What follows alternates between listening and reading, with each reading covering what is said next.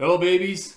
Cold and wet Uncle Harley here for you today. And this just kind of came up. We're going to talk about the Motley Crue versus Mick Mars issue that's just seems to be a pot of boiling milk lately.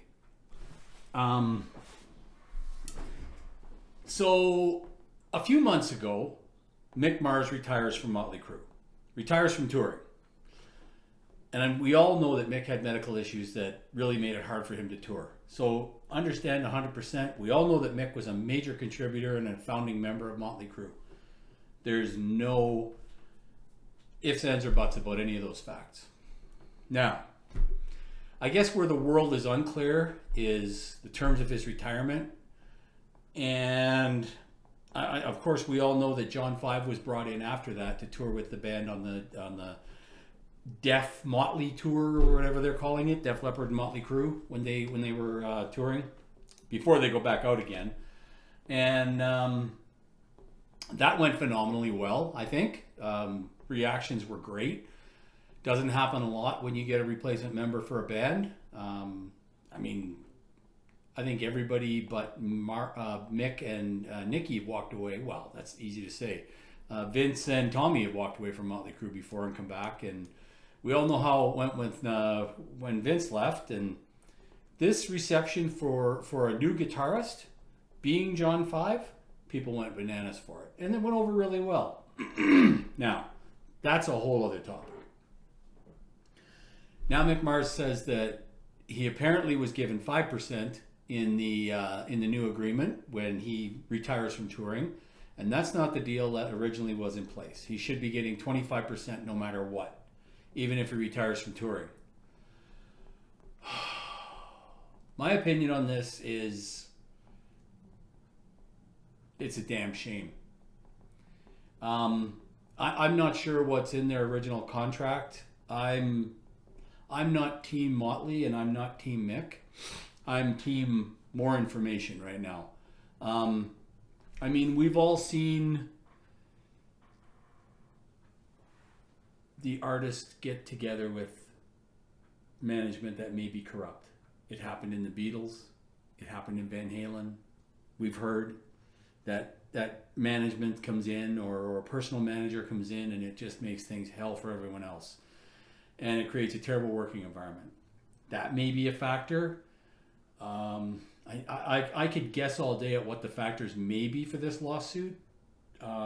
If he honestly is owed that money and he should be getting 25% of everything. Motley Crue tour is it's one of the most successful tours going right now. So, it's a lot of money that he's leaving on the table or has been taken from him, if that's the case. Not saying it is. Again, I don't know what's happening. So I want to be, I'm a rock fan. First and foremost, I'm a music fan. So, total honesty, I've never been a Crue fan. Never. I've listened to some of their stuff. I always thought that the music was second to them. I don't think that's as true with Mick, but I as a band, I always thought the music came second. Now, that is what it is. Maybe it's true, maybe it's not.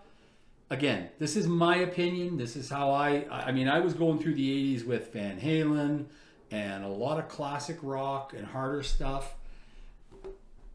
I didn't have time for the Crue.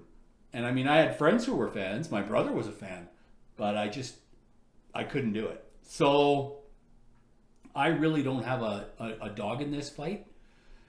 What a horrible expression. Yeah, anyway. I don't have a vested interest. So I'd like to see the truth and get this resolved. It's horrible to see these guys come out after, from 1980 till now, 2023, and they're coming out fighting. I don't know. It just seems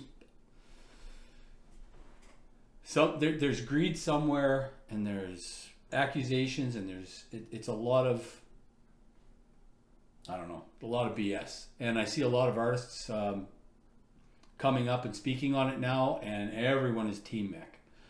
And I get that. There's a lot of individual artists out there who've had conflicts in their bands. There's no use naming them all. I mean, I saw the KK Downing thing. So, I mean, he's come out and said his situation is similar. Neil Sean from Journey has come out and made a statement about his situation. And there's more. But I honestly, I mean, you, as that artist, you may have an insight into what happened. Maybe. But realistically now, I mean, I don't know. I'm on the fence. I'm not going to make a decision. I mean, I don't yay Team Mick or yay Team Motley or any of that crap. I'm just, how about yay Team Music? If Mick is owed the money, pay him his money.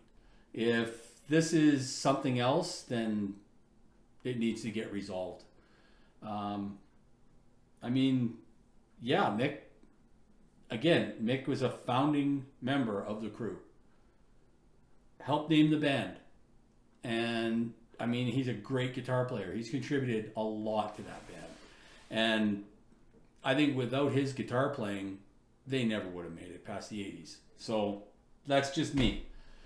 Hot damn, that's an opinion! Anyway, I look forward to your responses and controversy below. I'm not going to come out swinging on this one for either person, clearly, but it's just there's not enough out there to make a decision right now. Side A says this is what the deal was, and side B says no, it's not. So I think that's all we know right now. We're getting a lot of conjecture and a lot of other opinions being thrown in there, and I could be 1,000% off base, but I'm just saying that as a guy that typically jumps the gun, I'm not jumping it now. I'm waiting. I just think it's the thing that has to be done. I've jumped the gun before, and I usually end up looking wrong. So, anyway, that's my Mick and Motley thing. Enjoy the music, and hopefully this all resolves itself soon. And yeah, that's where it goes. The Warning have announced a North American tour with no Canadian dates yet. Now, we know they just went through Canada end of last year, October, November, I believe. They were in Western Canada last November with 3 Days Grace, I think it was. So I'm hoping that they add some Canadian dates. It'd be nice to see them come up and play the same venue that they played a year or maybe less than a year ago and headline that venue now, rather than be a supporting act. There you go. I don't like using the term opening act. Let's get this Motley Crue shit straightened out. Pardon my French. And let's get to the Warning, and let's get to some new shows. And there's some good rock and roll traveling through North America over the next 8 months. So and there's some new records coming out too. We got some new albums coming. I think Bad Wolves have got one coming out.